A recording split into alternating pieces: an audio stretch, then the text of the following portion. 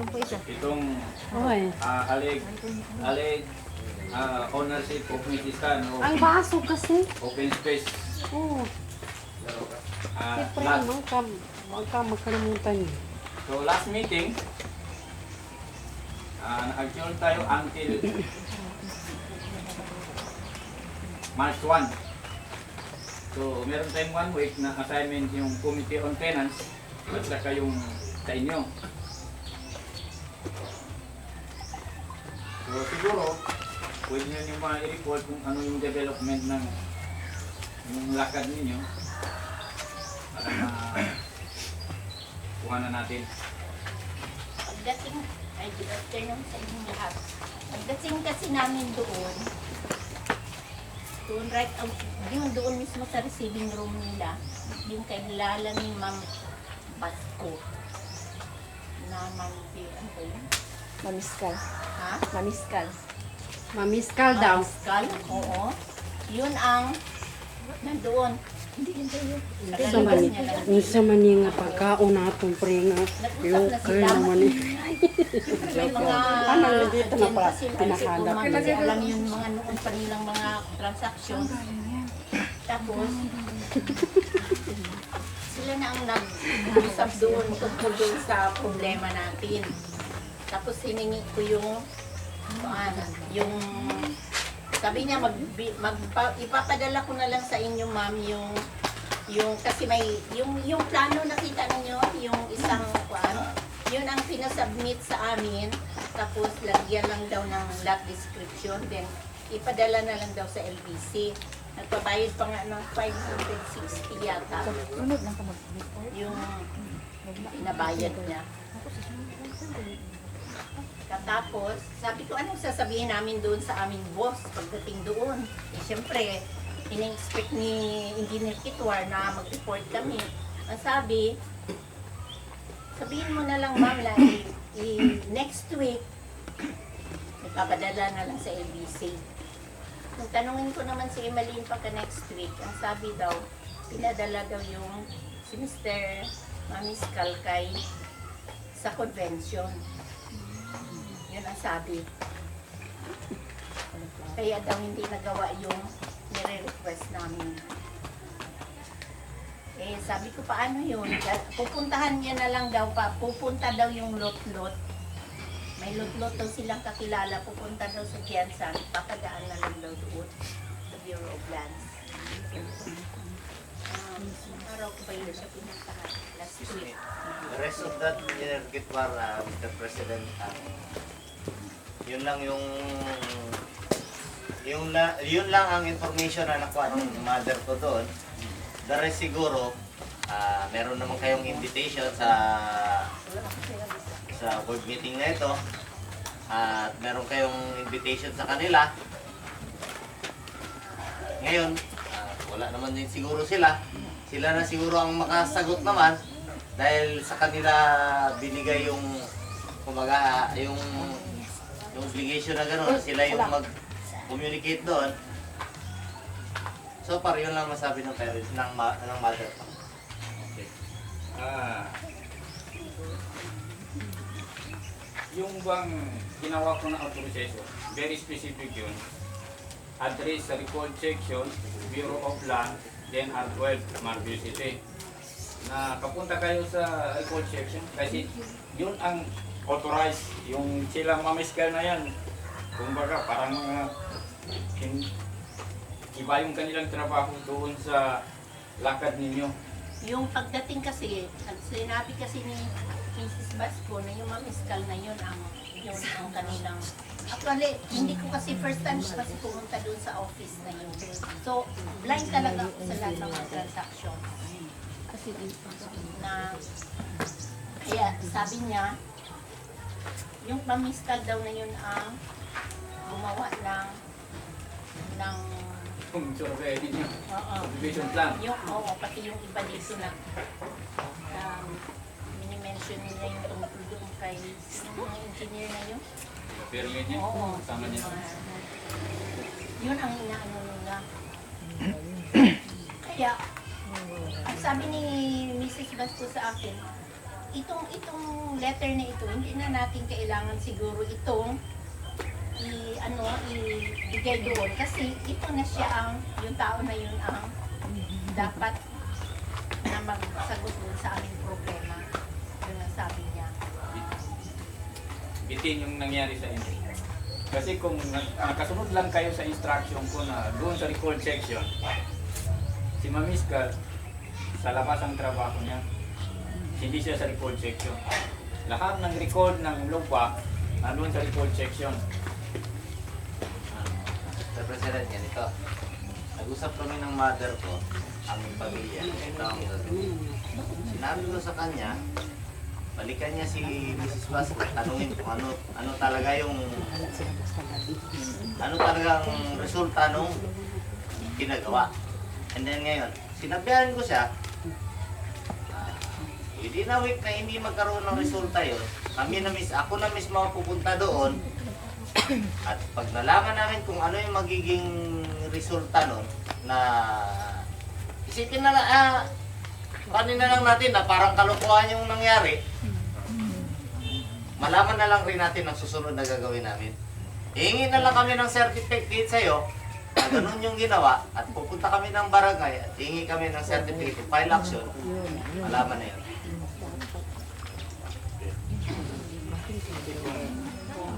Hindi lang pinakialaman iba. Kung na kayo napunta sa right office na Kasi, pinasukan ng may marunong siguro, di sa tingin ko. Kaya nga sabi ko, huwag sana ibigay ninyo na hanggang ngayong Sunday lang itong na ito. Kaya itong kaso na ito, hindi siguro, hindi sabi ultimo na kaso lang. sa association, Sa association siguro kasi alam mo hindi na natin, wala tayong hindi right agency ito na mag-settle sa mga ganyan. pero kasi under kasi sa inyo. At alam natin na ikaw ang lupon dito, ayun ang napag-usapan natin sa barangay, na ikaw under sa'yo, pag-usapan sa'yo, pag hindi na kaya sa'yo, dala natin sa barangay. And pag hindi na kaya ng barangay, hihingi ang complainant ng certificate of file action, saka tayo aakyat sa taas. So, anong punto mo kagawad? Hindi, ganito. Sa bagay, hindi pa man tayo dyan, hindi pa natin naklaro yan. Hindi pa natin naklaro yan, hanggat hindi tayo, kaya kasi, ang labas kasi ngayon, yung sinabi mo, na parang bitin yung punta doon. So, Mr. President, so mag-propose ako na bigyan muna natin sila ng maliit na kunting panahon pa na ma-verify doon para malaman nila kung ano yung katotohanan. Wag muna natin close ngayon. Kaya, yun ang gusto ko mangyari. Yung kaso na ito. Meantime, kaya tinabihan sa muna. Antayin natin yung kanilang kwan. Bingit naman ng kwan. So, ituloy na natin ito, pero hindi natin i-close. Yun ang Para gusto ko mangyari. malinawan natin kung ano ba talaga. Ano talaga. Kasi kami dito, magtulong kami sa inyo. Kasi isa pa, wala kasi dito yung kumbaga, yung respondent, kumbaga, wala kasi dito. Hindi natin maibuo yung napag-usapan or yung istorya, kung wala yung respondent. Okay. So, yun na yung assignment nila. Naka-report na sila. Dito naman tayo sa kay Basco, yung mga allegation niya na nabanggit noon, na-record naman yun, ulitin ko lang. Na ang unang allegation niya, kulang tayo sa equity, kaya napabili niya ang office space. So, nagkasayo na po noon sa Committee on Finance na kukunin yung deed of sale. Magkano ba yung pagbili ng association sa lupa natin na ito sa kay section, kay Barca? Magkano ba yung approved loan? Magkano ang first equity natin? Magkano ang second equity? Para ma-prove natin na yung reason niya ay tama o hindi. Pangalawa, tingiyan ko rin siya noon, dyan sa minutes yan, na proof ng pinagkasunduan sa meeting ng association na i-convert ang open space sa homeland na ipabili. So wala rin na ipresenta. Pangalawa, ito ang mga requirement. board resolution authorizing Mrs. Vasco na ano, i-convert sa lote ang open space, tapos ipabili, ipambayad sa equity. So, yung dalawang importante na documents na dapat, wala rin.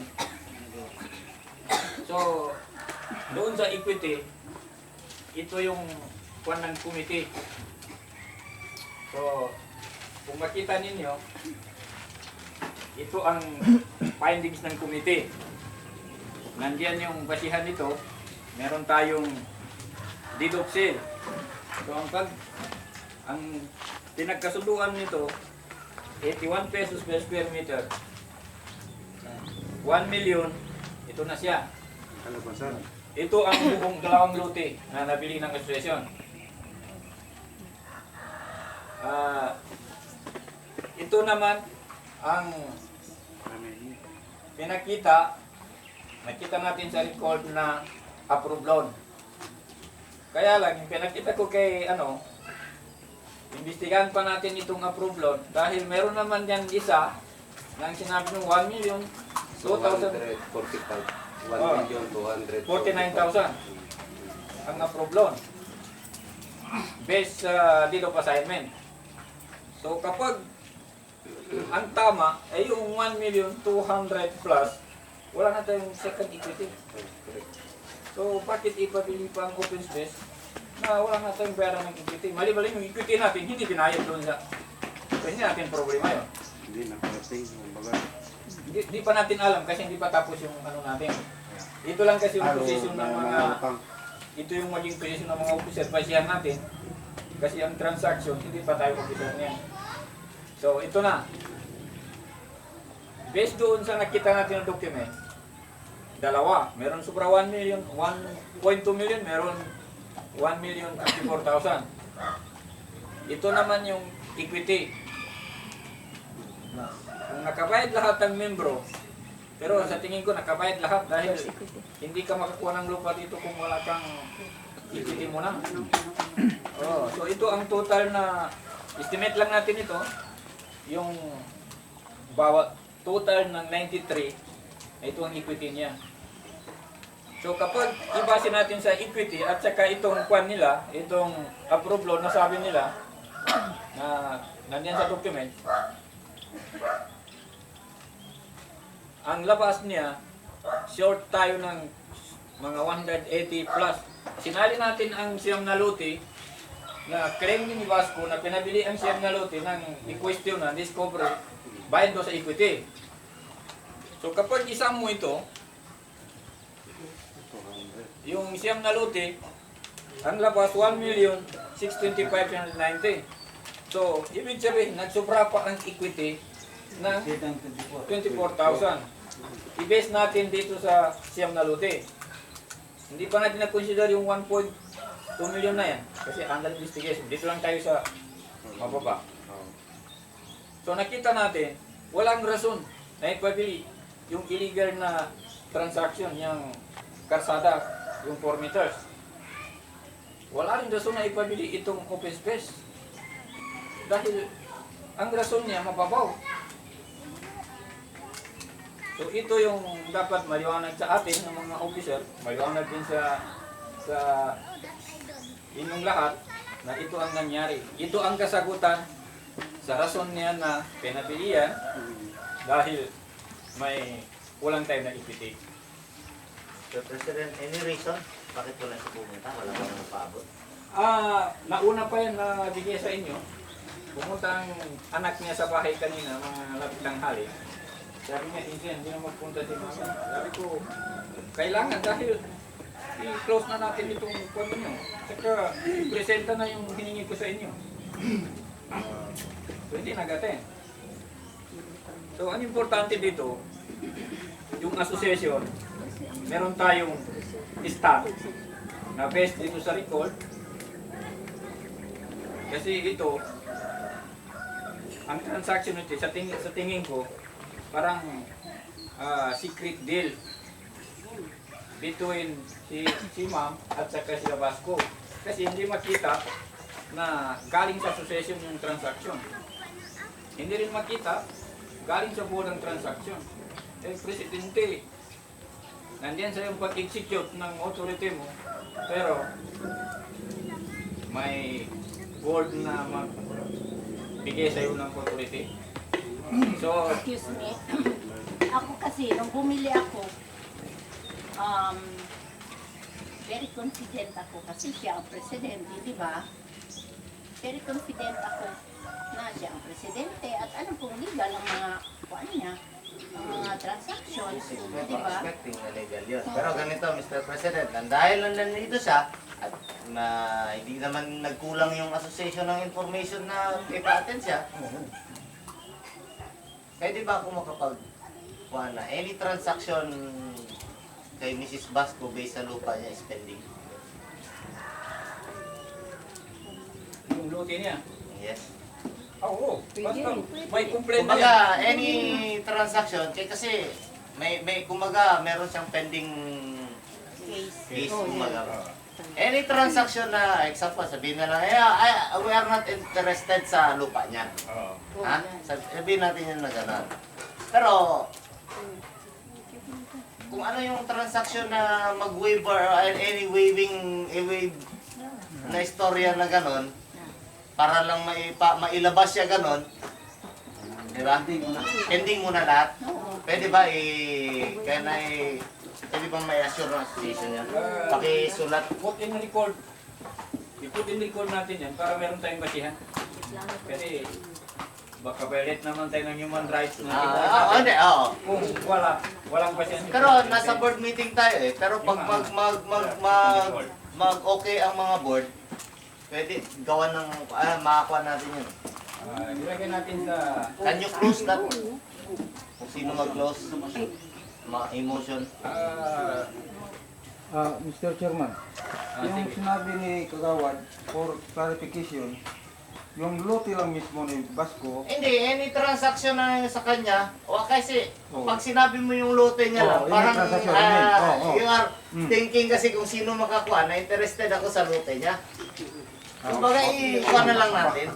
I-klaro natin yung transaction kasi mahirap na yung transaction. I-klaro mo lang kung anong transaction yung... Let me Kasi member clarify. siya. Oh.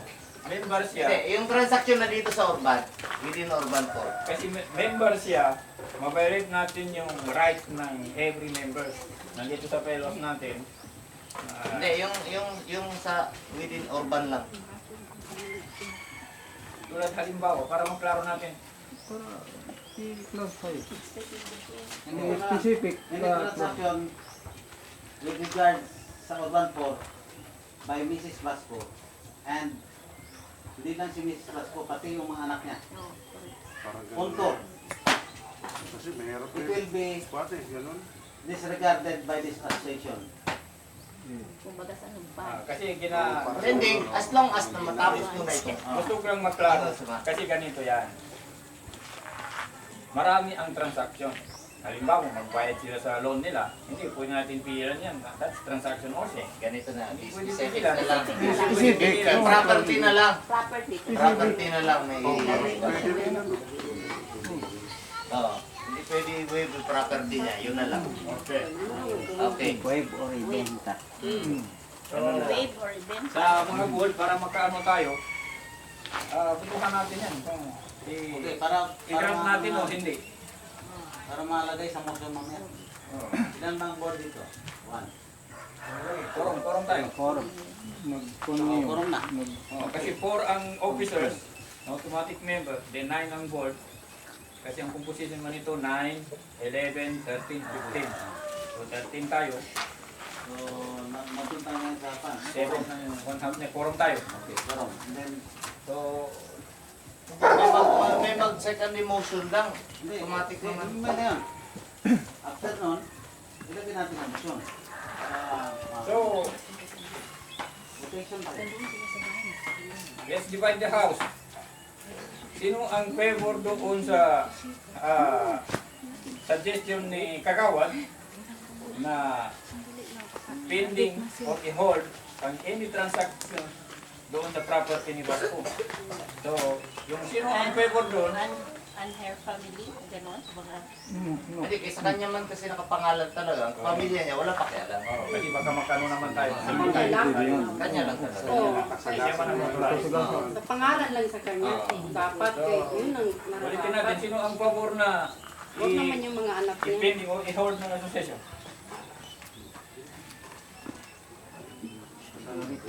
Hindi, board lang. Board lang. Majority. Majority.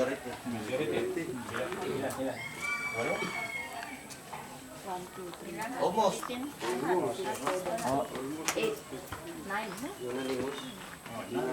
Nanin. 2, 3, 4, 5. So, para meron na kayong idea ba kung saan papunta ito, habang hinihintay natin yung ano mo, i-summarize ko lang kung ano yung mga napresenta para may idea na kayo. I-summarize ko. Yung una, allegation ni Vasco na Kulang sa equity. kulang ang equity kaya napabili niya. Kulang sa kanting natin. Na-prove natin dito sa finance record natin, sagad pa ang equity. Pangalawa, yung allegation niya na yan, kaya napabili niya, wala mang naipakita na resulta ng meeting ng association na pinag-usapan ang pagbabili ng lupa na ito. Wala rin maipakita na authorization galing sa board na authorize siya na gawing lot yan at saka ipabili para sa equity. Kasi itong mga facts na ito, kahit sa munisipyo, kahit sa barangay, general ito na authority ng sanggunian o di kaya dito sa association board. Execute lang ang sa presidente. Kaya ako maingat ako lahat ng move idaan dahil ayaw ko na hindi ako suportahan ng board. So yun na siya. Pangalawa, sa inyo naman, yung subdivision plan na napakita ninyo, yan, hinahintay natin na hindi natin makita dito sa na-record doon sa Bureau of Land na na-approve na niyo sa URB. So kami sa association, sana maintindihan ninyo. Kami sa association, ano man ang resulta ng yung hinahintay, hindi kami makadesisyon labas dito sa ano yung original na report. Dahil naging kalaban namin ng Bureau of Land, ito sa pag-decision kami. Dito lang kami sa ano yung nasa record at registered. Paano kung may nailabas ngayon yung Bureau of Lands hindi darat, hindi na sugma yan? Paano natin malaman kung saan yung talaga? Magkaroon ng investigation ng officer. Officer mismo, ibigay nyo sa amin yan, magpunta doon ng officer dahil itong dalawa para i-verify muli Kung kung ano yung original? ito pa rin ang record niya. Baka na supersede na ito na hindi namin alam. So, wala tayong masyadong problema kung gano'n. Tinanong ko lang yun, at least meron tayong idea kung ano yung nangyayari. Kapag wala na bago ito na record sa Bureau of Land, hindi tayo pwede maglabas dito. Sa atin dito, hindi tayo jury dito na magano klaro lang natin dito anong nangyari, anong maging stand ng association. Para kayo naman, magawa na ninyo kung anong gawin ninyo sa tingin ninyo na yung position ng association. So, nasa inyo pa rin kung anong gawin ninyo. Tungkol sa pagbintahan ninyo, Yes, ang mangyayari dyan, nalaman kung ano talaga yung original, tapos na tayo doon. tapos na tayo. Doon kami kay Mrs. Pasco ngayon. Labas ng order. Labas ng organ po. Basta ang amin dito, ang magkunin sa amin, ano ang position namin dito. Yun lang ang magawa namin.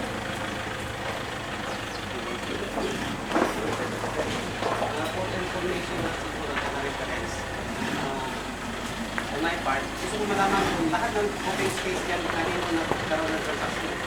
Isang presidente lang ba o may ano presidente na nagtanggap yung transaction para mag-enter? Kasi wala akong reference. Ako rin lang, kayong last, hindi ko malaman. Ang sabi ni Mangtan, yung una, dalawang lobby muna, nakuha nila kay Kwan, kay Engineer Chu. Tapos, mayroon din pinakita na, may copy rin ako dito na yung subdivision plan na yan, na naging 104. Ito oh.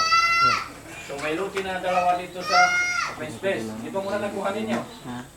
Sunod naman, meron naman isang subdivision plan na pinakita ni Ma'am na dito lang siya 9 lots, dito hanggang doon. Tapos, yung remaining na lote, pinabili ni Vasco rin, kaya naging 4 ang lote ninyo. Ganun ang usapan natin last meeting, no? So, ibig sabihin, maliit lang natira dito sa bahay ni Iting, hanggang doon, napabili ni Vasco na sa kanila. Eh, wala mang nabanggit sila na ibang presidente na kanila. Galing sa first room, papunta na kay Vasco lahat. Ha? Si Vasco lahat ng transa. Oo. Pinabigay. Muna doon sa akin. Yung sa ang hindi lang napabinta niya yung lupa ni Balabo din sa last. Another case naman yan. Pero sagutin mo lang kasi ginatanong mo. Para maklaro natin lahat ba?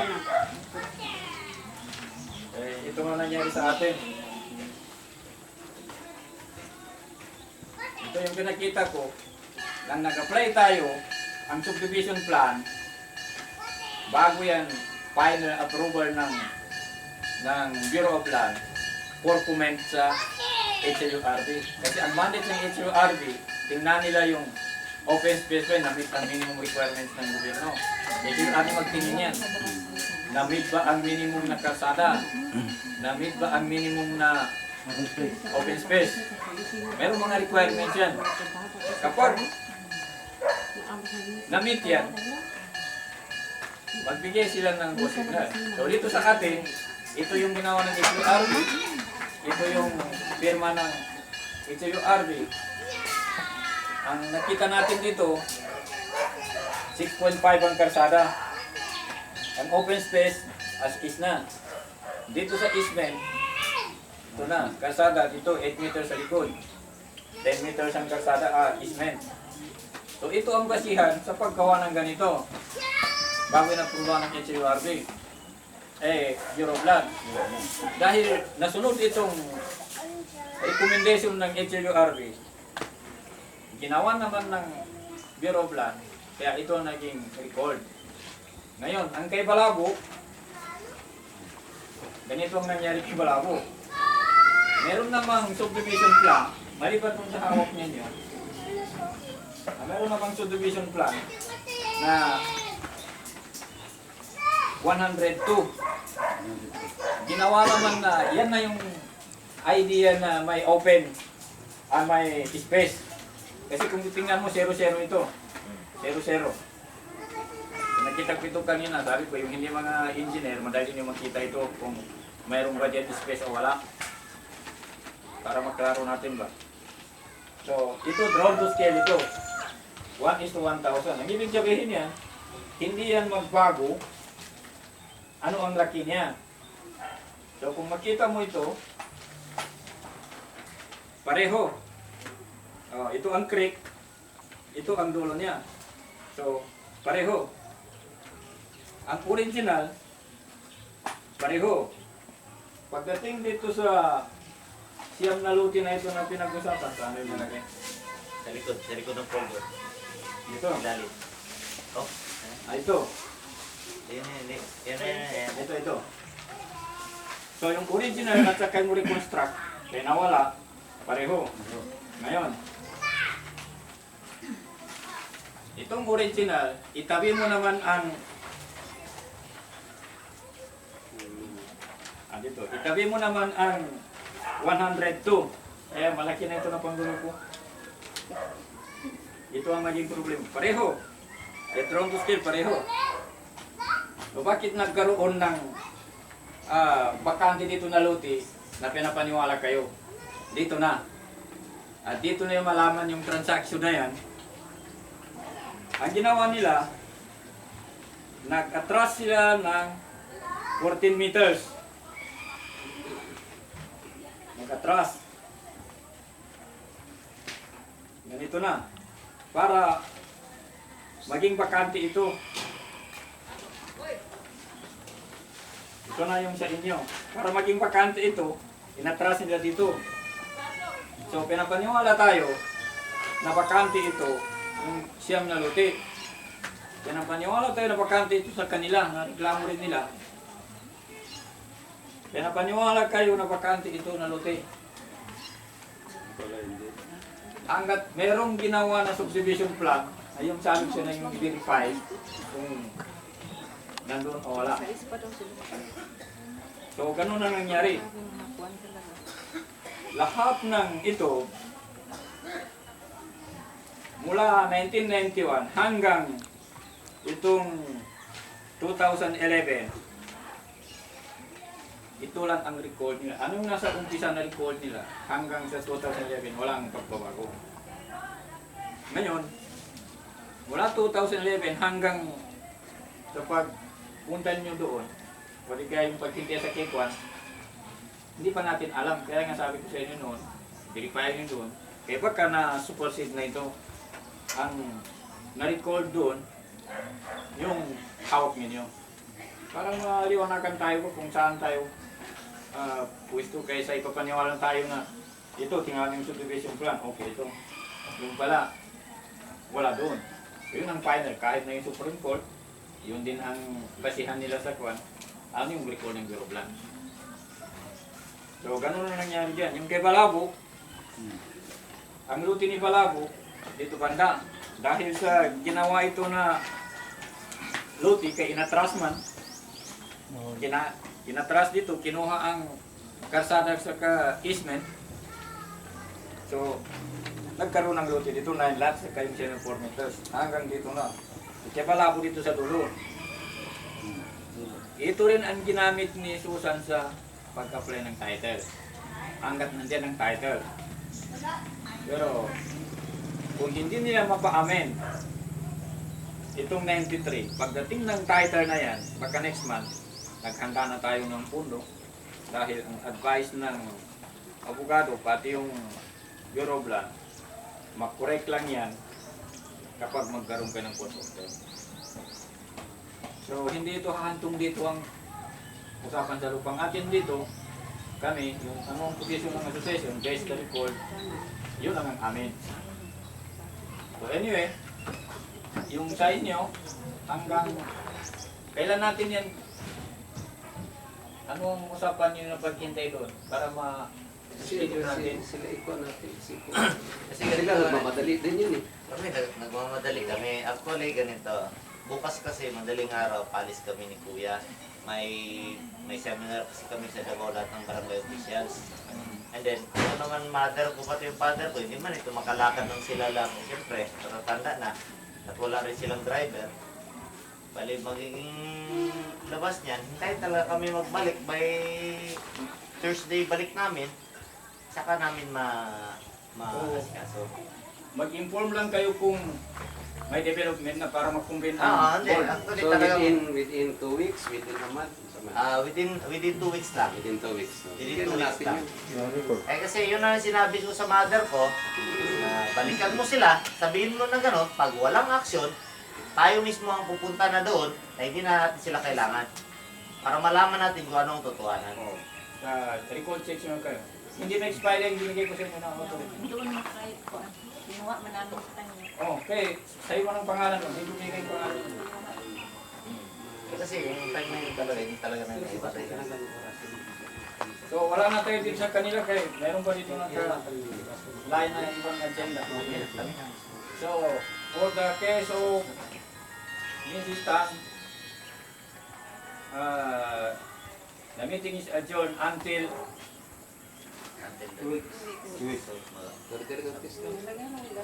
further notice. So, okay na yung sa inyo. So, Punta tayo sa next agenda. Excuse me. Pwede na. Pwede kami sa... Ay, yes. So yung mga board dito muna guys. Salamat. Apat ang agenda natin dito. Second agenda.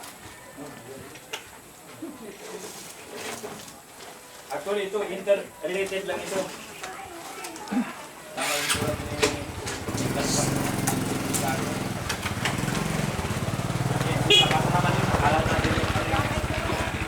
nagsulat ito si Mr. So second agenda tayo na, yung sa kanya naman. Sumulat si Mr. Kibuen sa Committee on Grievances and Adjudication. So, binasa ni Committee Chairman kanina yung letter complaint ni Mr. Kibuen. So, siguro dito naman tayo lahat pagbasa. So, sa tingin ko, parang interrelated din yung kaso na yun. Magkakamag-anak. Oo.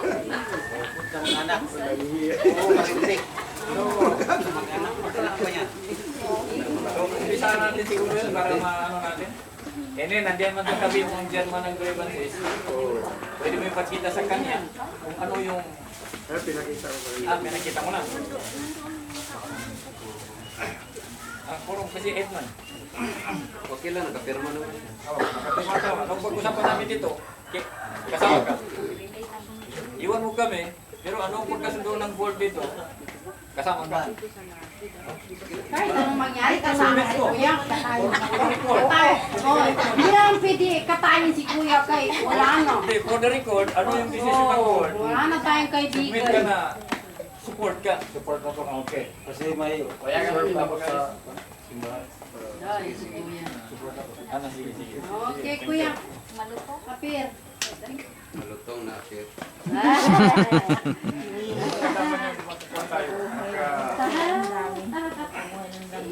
Matuto tayo paano yung mga technicalities pagdating ng oras. Merenda kayo muna habang hinahanap ko yung... May kopya ka ng sulat mo? Okay. Ito na lagay mo dito mong kanina? Papatsyo na sa game ka na ba?